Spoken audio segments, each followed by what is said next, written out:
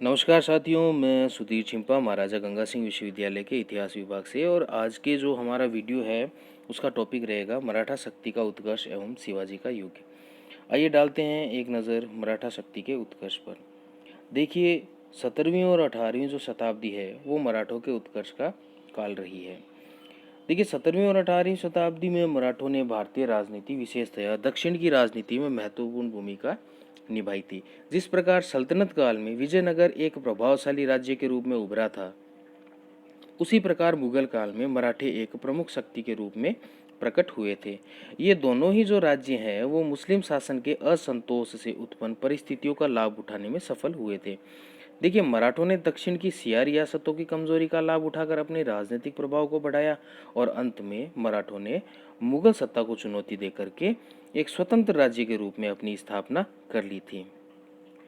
देखिए, मराठा शक्ति का उत्कर्ष किसी एक व्यक्ति अथवा विशेष व्यक्ति के समूह का कार्य नहीं था और ना किसी विशेष समय में उत्पन्न हुई कुछ अस्थायी परिस्थितियों का परिणाम था। देखिए, मराठा शक्ति का उदय का जो आधार रहा है वो महाराष्ट्र के संपूर्ण जो निवासी थे वो थे।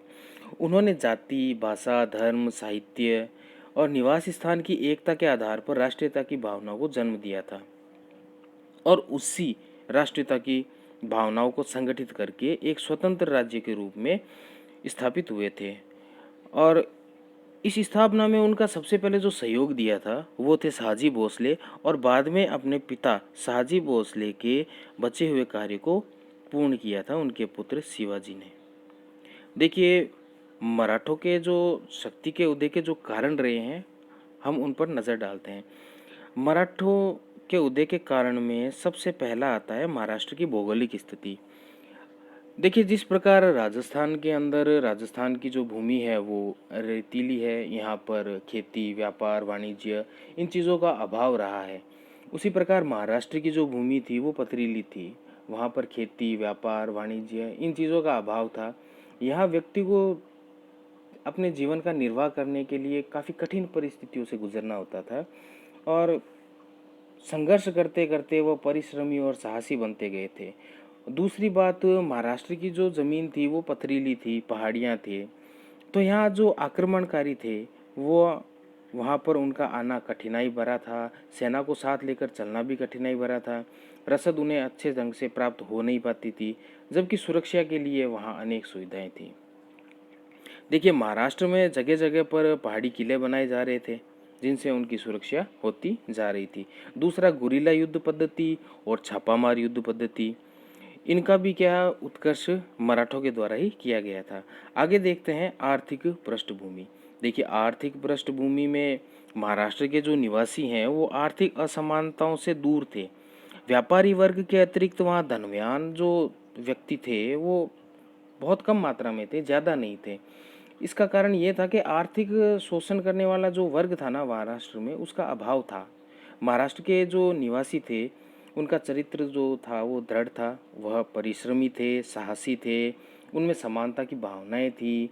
वे छोटे और बड़े की भावना से रहित होकर के अपने आप को संगठित करने में लगे हुए थे।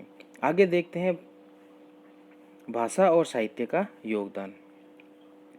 देखिए, मराठी जो भाषा है वो बहुत ही सरल और व्यवहारिक थी। इस जनसाधारण की जो भाषा थी उसका प्रयोग महाराष्ट्र के निवासियों में एकता और समानता के रूप में उभरा था। संत तुकाराम जो थे उन्होंने बिना भेदभाव के सारा प्रचार किया। धार्मिक साहित्य जो थे उनसे उनके द्वारा, धार्मिक लोगों के द्वारा, धार्मिक साहित्य के द्वारा मराठों में एकता की भावना उत्पन्न होनी शुरू हो चुकी थी। आगे देखते हैं मराठा धर्म गुरुओं का प्रभाव। देखिए, मराठों में स्वदेश प्रेम और राष्ट्रीयता की जो भावना है उनको जगाने का जो कार्य किया था वो वहाँ के धर्म सुधारकों ने किया था। यहाँ पर जो संत हुए, संत ज्ञानदेव, एकनाथ, तुकाराम, रामदास, वामन पंडित, ये जो जितने भी विचारक हुए उन्होंने मराठों के अंदर एकता और संगठन जो था उनमें जागृति लानी शुरू कर दी थी।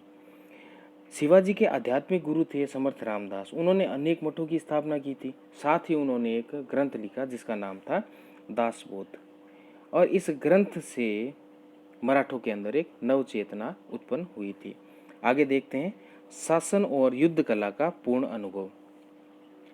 देखिए, शिवाजी का जब उत्कर्ष हुआ था उससे पहले शिवाजी के पिता और उनके जो सहयोगी थे वह मुस्लिम रियासतों के अंदर कुछ पदों पर रह चुके थे और वहाँ से उन्होंने ये सारी जो चीज़ें थी वो बहुत बारीकी से सीखी थी। देखिए, शिवाजी के प्रादुर्भाव से पहले ही मराठा शासन कला और युद्ध कला में शिक्षा पा चुके थे। इसका कारण क्या था? कारण था शहाजी भोसले, मुसल राव, मदन पंडित, ये जितने भी लोग थे ये मुस्लिम राज्यों में सूबेदार, मंत्री और दीवान पद पर, ये जो महत्वपूर्ण पद थे उन पदों पर ये नियुक्त हो चुके थे और वहाँ से बारीकी से उन्होंने इन सारी चीज़ों को सीखा था। आगे देखते हैं औरंगजेब की दक्षिण नीति। देखिए, मुगलों द्वारा दक्षिण भारत की विजय की संभावनाएं जो थी उन्होंने मराठों को एक होने के लिए मजबूर कर दिया था। देखिए, मराठों का दक्षिण के प्रशासन में पर्याप्त प्रभाव था, लेकिन बार बार होते जा रहे औरंगजेब के आक्रमणों के द्वारा इस प्रभाव का खत्म होना भी लगातार बना रह रहा था। देखिए, औरंगजेब एक धर्मांध था, उसकी सेना विशाल थी। ऐसी परिस्थिति में जो मराठे थे वो किसी और पर आश्रित नहीं होना चाहते थे। उन्होंने संगठित होकर एक स्वतंत्र राज्य के रूप में अपनी स्थापना की और मुगल शासन के साथ उन्होंने लोहा लिया था। आगे देखते हैं सामाजिक धार्मिक चेतना। देखिए, 15वीं और 16वीं शताब्दी के अंदर धर्म सुधार और भक्ति आंदोलन ने सामाजिक और धार्मिक सुधार किए थे। यहाँ जातीय समानता को शक्तिशाली बनाया था। महाराष्ट्र की राजनीतिक चेतना से पहले सामाजिक और धार्मिक जो चेतना उत्पन्न हो गई थी। यहाँ इतिहासकार है रानाडे, जिन्होंने कहा है कि महाराष्ट्र में उत्पन्न राजनीतिक उथल पुथल का एक मुख्य कारण वहाँ की धार्मिक आंदोलन को बताया है। ठीक है, आगे देखते हैं दक्षिण जो मुस्लिम राज्य थे उनका पतन। देखिए, दिल्ली का जो मुगल सम्राट था, विशेषकर जो औरंगजेब की दक्षिण नीति थी, उसने दक्षिण के मुस्लिम रियासतों को अपना विरोधी बना लिया था। देखिए, अहमदनगर की शक्ति को नष्ट कर दिया गया था, बीजापुर और गोलकुंडा को जीत करके मुगल साम्राज्य में मिला लिया गया था। इन सब चीज़ों से क्या है कि इन रियासतों की जो स्थिति है वो बहुत ही ज़्यादा दुर्बल हो गई थी और उनके पतन की जो सीमाएं थी वो साफ नज़र आ रही थी।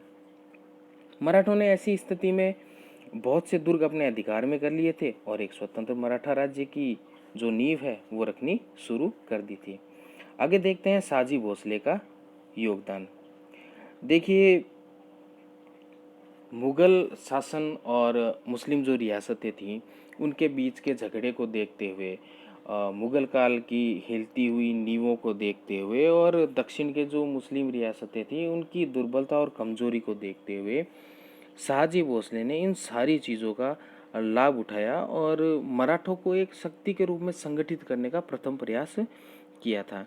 देखिए, इतिहासकार है सरदेसाई, वो कहते हैं कि शिवाजी का व्यक्तित्व अपने युग में ही नहीं बल्कि संपूर्ण आधुनिक युग में एक असाधारण है।